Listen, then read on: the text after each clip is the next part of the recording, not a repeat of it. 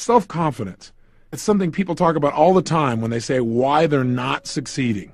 Over and over I hear people say, I just don't have enough confidence. Listen, confidence is not something you have, it's something you create. And you can create it at any moment in time.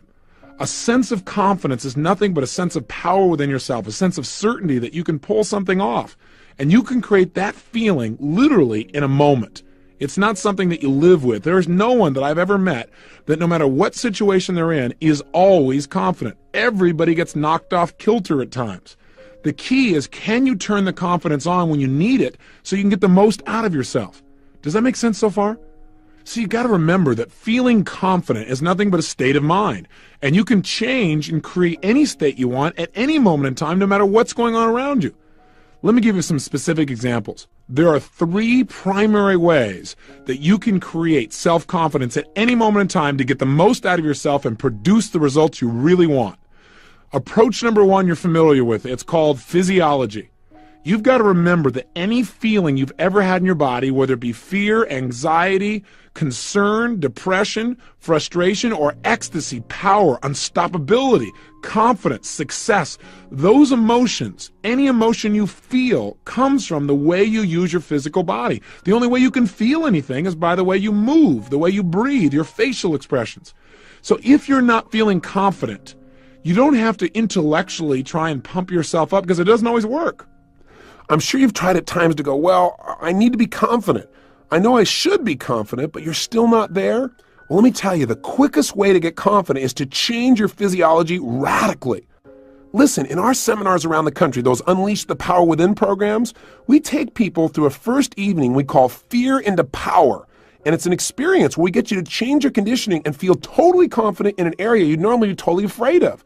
So at the broadcast site, we use a firewalk experience where everyone walks across the fire between 1,200 and 2,000 degrees burning hot coals. And in the theaters, we have people actually learn how to break through wood, karate style, and they do it in about 15 minutes. And it requires not only confidence, as you might guess, but competence to do something that most people take 2 or 3 years to learn how to do in a few minutes. Now, the purpose of this is to get people in a state of being totally strong and confident, even though they were totally afraid, lacking confidence only moments before.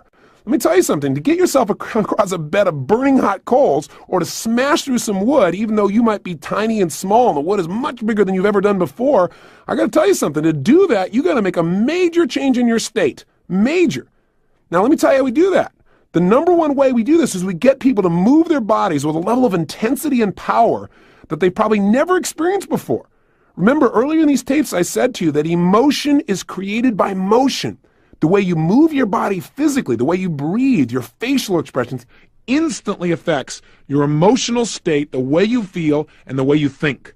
So if you need confidence, you must move in a confident way. You must literally put yourself at level 10 or above. You remember those conversations? So what I do with people is literally, I'll take somebody who comes up to the fire and they go, oh gosh, I really don't think I could do this. And I say, and I couldn't do it either if I talk like you right now. Stand up. Breathe strong. Take a huge deep breath in. Blow it out hard. What I want you to do is say the word yes. And they go, yes. I said, no, say yes. And I have them yell and they go, yes. Say it again, yes. And pretty soon they feel incredibly strong and I say walk and they go, okay. And it's like instantly. A moment ago they were totally afraid. Now they have the confidence to do it. The only difference was changing their state of mind and emotion by changing the way they're using their body. But I do it radically. Major explosive changes. In other words, if I was going to make a gesture, I wouldn't just like reach my hand out toward you. I'd snap it out there. That's the kind of state of confidence I'm talking about. Are you following me? In other words, you've got to move deliberately as if you are absolutely, totally in control. You know you can create any result you want. If you meet someone who's confident, you know it before they open their mouth, don't you? Can't you tell by the way they move, by the way they speak? Listen, what if when you turn these tapes on, I said, I want to thank you for listening. I'm Tony Robbins, and I want to share with you over the next 30 days how you could have, absolute, total self-confidence. You can go, get rid of this guy. What am I doing? What's going on here? Who is this guy? Is he on drugs? What's the deal? See, the bottom line is I communicate rapidly because I'm confident. Is that I'm competent? No, confident. That's what I'm talking about. Hopefully I'm competent too. But the bottom line is I'm just letting it go. Out of that state of confidence, though, ideas pop up. This whole set of tapes have been designed to help you get results without limits. I didn't sit here and say, okay, now I'm going to say this, and then I'll say that, and then I'll put it in this order. I want you and I to have a relationship that moves you. This whole set of programs comes from my ability to say, I'm confident, I know I can reach this person. If I didn't believe that, you and I couldn't have this conversation right now. But sometimes I don't feel confident. Sometimes I don't feel like I know what I'm going to say next. Have you ever been there?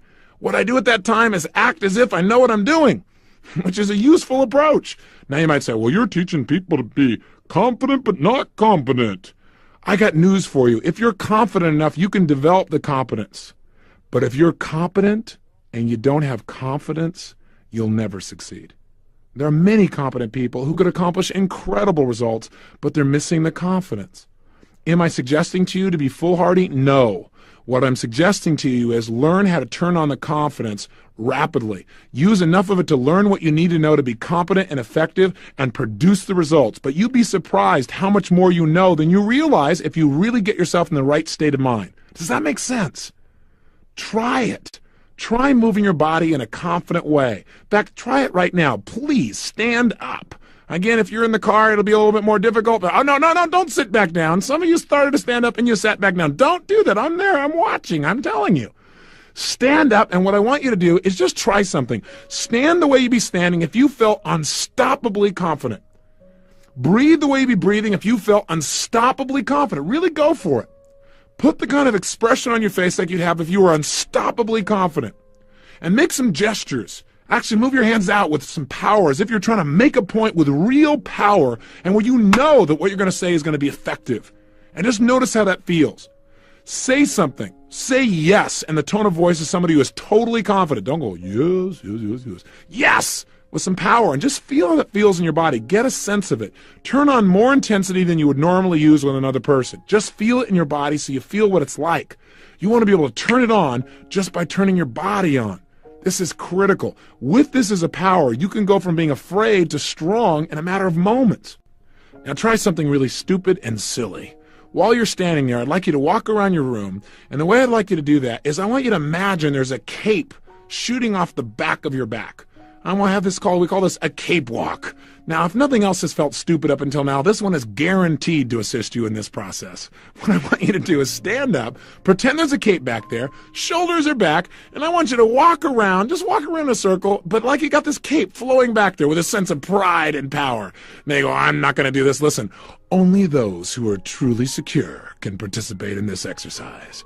Right? Go for it. Try it. Come on. Walk around and just notice what it feels like. Seriously, walk around and notice how it feels to have a cape on your back. And from that state, even though it seems humorous, try it right now while you're listening to me. Walk around and feel what it feels like to have this cape flowing off your back there. And notice what happens in terms of your confidence. Even though you may be laughing, do you feel a little stronger? Are you more upright? Do you feel more alive? Just know this. You can sit back down now. Don't sit on your cape. Bottom line is this. If you are making gestures with certainty, if you're moving with certainty, with some acceleration, with some power, if you speak with that kind of tempo, you will feel confident no matter how you were feeling a few moments ago. If you want to feel like you have a lack of confidence, move not only slowly, because slowly could still be confident and move slowly, but move with hesitation. Speak with hesitation. And within a short period of time, you can cause yourself to not only feel bored with yourself, but also to actually feel like you can't accomplish anything. In essence, remember this. Using your physical body effectively can put you in a state of confidence no matter what was happening around you. No matter how intense the situation, no matter how scary, no matter how difficult, you always have that resource. Don't ever say to yourself again, well, I just don't have enough confidence. Break out of that shell. If you don't feel like you have confidence, create it right now. It's not a thing that somebody gave you years ago. It's not something you missed out on. It's something you create by the way you speak, by the way you move, by the way you gesture. That's one. Here's number two. Control your mental focus. Remember, what you focus on is going to determine how you feel.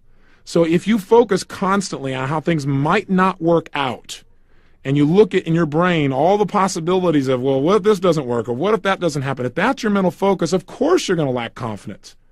Remember, we experience whatever we focus on. So if you're focusing on how things won't work, you're going to feel the pain that you associate to that. You're going to create a tremendous amount of doubt, and then it usually becomes a self-fulfilling prophecy. You don't get what you want. Let me give you a kind of a simple example. I'd like you to try something. Please listen and please do this.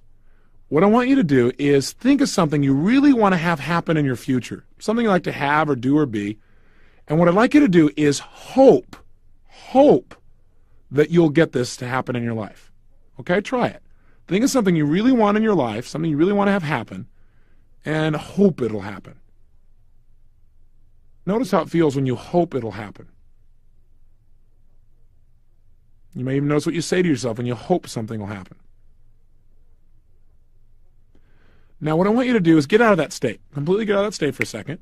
And now let's have you think about the same thing you want to have happen in your life, but this time, I want you to expect that it will happen. Absolutely, totally expect it. Know it. Okay? And when you know it's going to happen, I want you to notice what happens to the pictures in your mind as you think about it. What's different? I want you to notice the difference in your body. Absolutely expect it will happen. You expect this will occur. You absolutely know it. Now, I got a question for you. Is there a difference in how you feel in your body, first of all? And I think you'll find the answer is yes. In addition, is there a difference in even how you visualize these two things in your mind? There are several distinctions that I make usually when I ask people what the difference is between their hoping and their expecting. Invariably, number one distinction is people tell me things like, well, I noticed that when I was hoping that the picture was dim or it was dark or it was gray or it was black and white or it was two pictures. I saw myself succeeding, but I also saw the possibility of failing.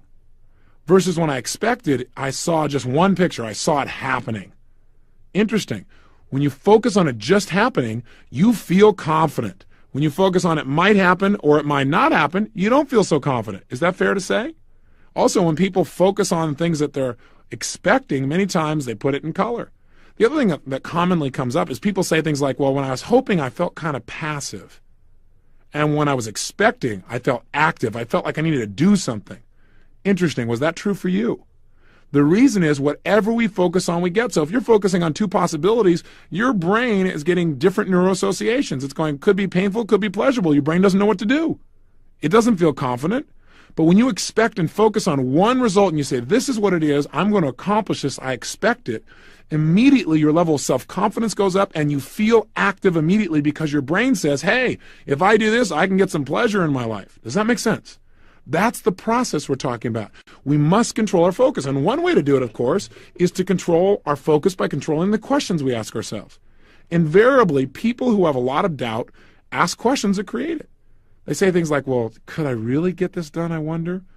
Or, God, I wonder if this will get screwed up too.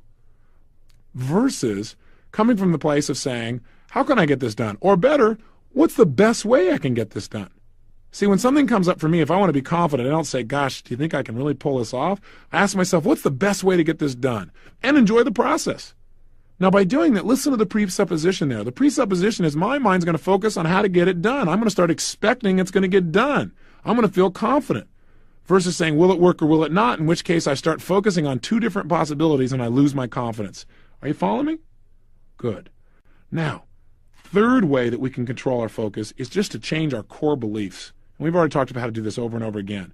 If you walk around in life believing that the only way you can feel confident is if you've already accomplished something, you got a problem. You're limiting yourself to the number of things you can ever feel confident about and succeed. In other words, some people say, well, how can I be confident when I've never done it before? Listen, I feel confident in all kinds of things I've never done before. You say, well, that's because you're screwed up. No, that's not why it is. It's because I come from a belief system that says this, that if I can imagine it, I can achieve it. So if I can even imagine it, I know I can achieve it, and that allows me to be confident. Plus, I have a belief system that says, if I'm committed, there's always a way to make it work. And no matter how tough the situation is, if I don't know how to make it work, somebody else does, and I can get their help. So I come from that place, and that allows me to be confident. I know I can get help. I know if I'm committed, there's a way to do it. And I know that anything in the past I've really been able to imagine accomplishing and finding a role model for, I can accomplish. Hey, listen, everything you do now, you once weren't good at. Everything you do now, there was a time when you had not done it. Why wait to get confident? Besides that, I know I can be confident about what I'm about to begin because I know, look, if it doesn't work out, I'll learn something, and that makes me feel confident because that learning will allow me to be better in the future.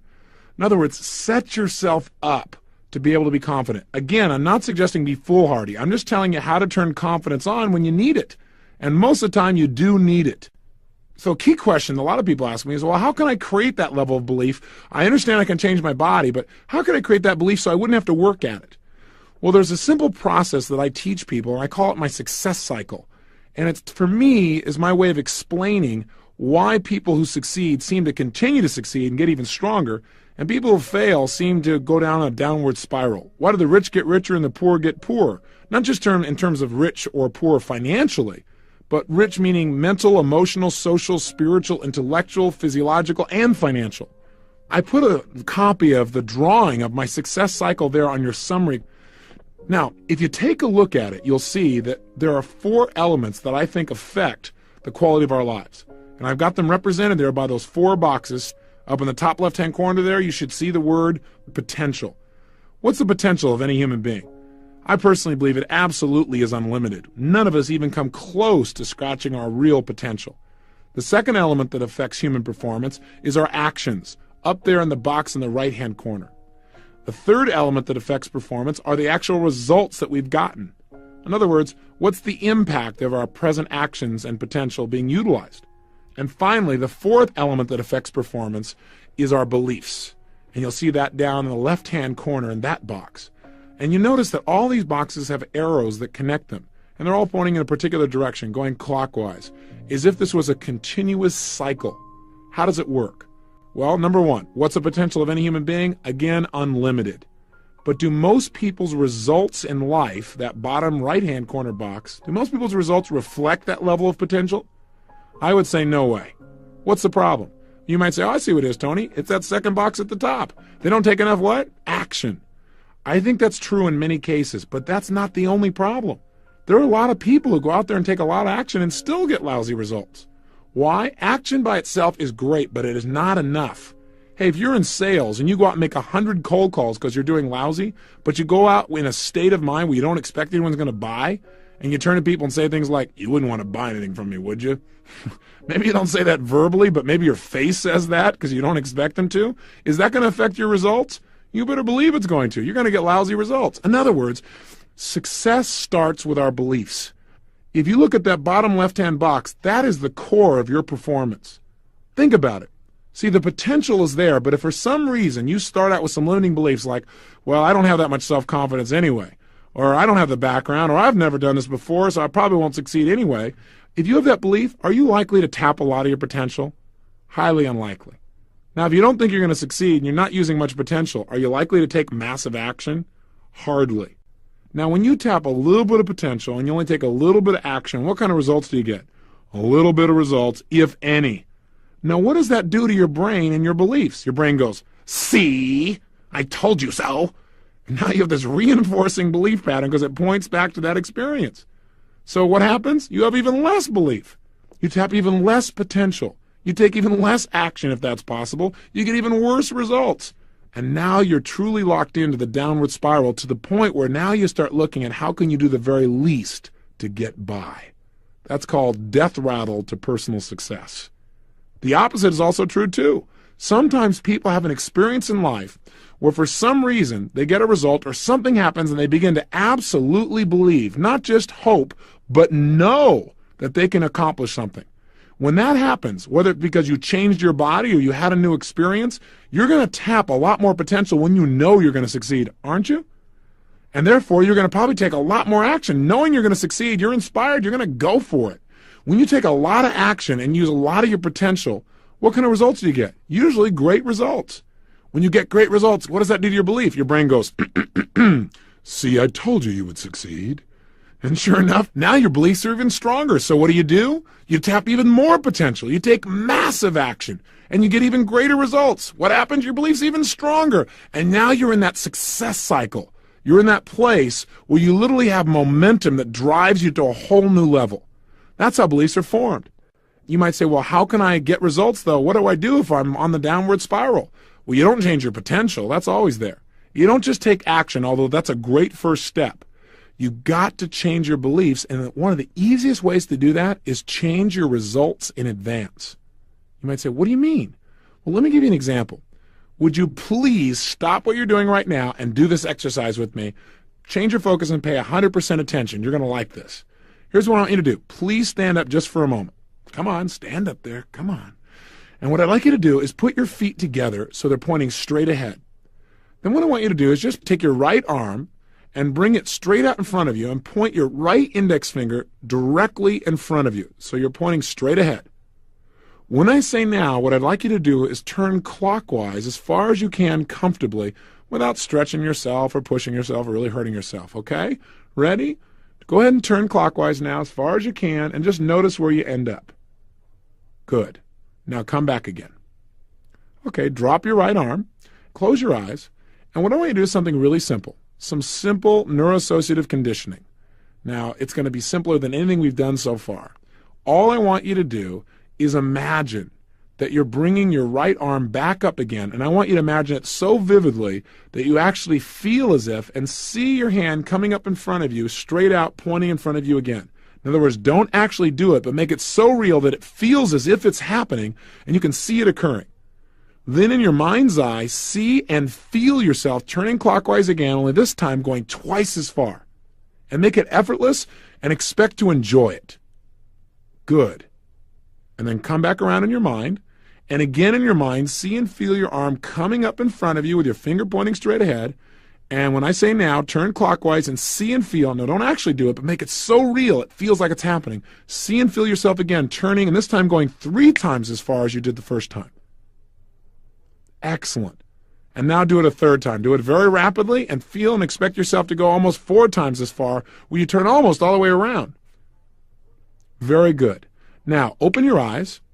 Bring your right arm back up physically this time with your finger pointing straight ahead. And when I say now, turn clockwise and go as far as you can without hurting yourself, and watch how much further you go this time. Go for it. If you're like most people, you've gone much further. In fact, the average person goes at least 1/3 further than they did before. So I got a question for you. Go ahead and have a seat. My question is this. What happened here? Did your potential change?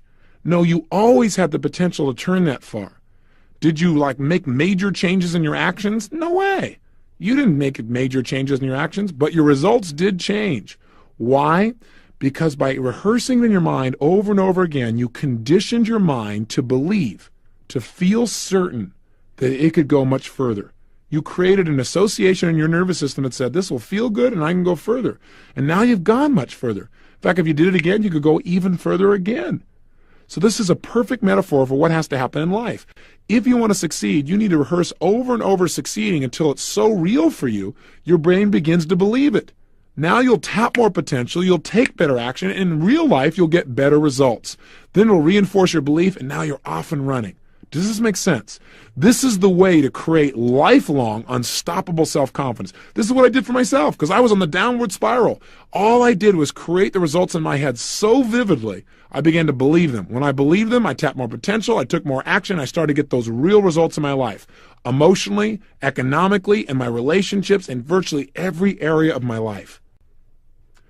And let me leave you with 2 more things on confidence. 1, if you really want to be confident, know what causes people to lack in it. Focusing too much on yourself and not enough on other people will guarantee that you'll lack confidence. What do I mean? I mean, some people lack confidence because they pick themselves apart. They spend all day, every day, analyzing themselves. Why did I do this? Why don't I do that? How come I never accomplish these things? They ask lousy questions, they get lousy answers, and they create a tremendous amount of self-doubt. Do you want to have more confidence? Stop analyzing yourself so much and focus on other people and how you can contribute to them. And as you start giving to other people, you'll feel more confident about what you can even do for yourself. Does that make sense? And finally this. You can feel confident if all you do is remember some of the things you've accomplished in your life. You are a successful, competent person. You've done a lot of things in your life extremely well. No matter who you are or what your background is, there are things in this world that you are really good at, things you've really accomplished in your life that you've got to be proud of. Every human being I meet, I know is my superior. Because I know all of us in life have focused our attention on various things, and whatever you've focused on a lot, you're good at. And every human being I meet in my life, I know that I'm superior to in some way as well. And that makes me feel confident as well, knowing I can learn from other people and that I can give too. So in order to help yourself really have reasons to feel confident, not just put yourself in state, but to feel like you got reasons, all you've got to do is manage your memories better. Pull out some of your memories of tough situations in your life where you didn't think you could pull it off, but you turned it around. You have some of those, don't you? Situations where you thought, I could never figure a way to pull this off, and yet you did. You need to remember more of those and less of the times when you felt overwhelmed. What I want you to do is take out your success journal, and your assignment for today is simple. I want you to come up with 5 of your greatest successes in life. Things where you've really turned it on. Maybe some situations where it looked really dark, looked really difficult, and you didn't know how you're going to pull it off, but you did. And all I want you to do is write down a paragraph or so about each one of those. In other words, pull out of your memory files some of the references that can show you that you deserve to be confident, that you're competent and confident that you can make things happen even in the toughest of times. And use those examples to remind yourself in the future that whatever's going on, you can find a way. Do that today and have some fun filtering through your memories and picking 5 of your favorites.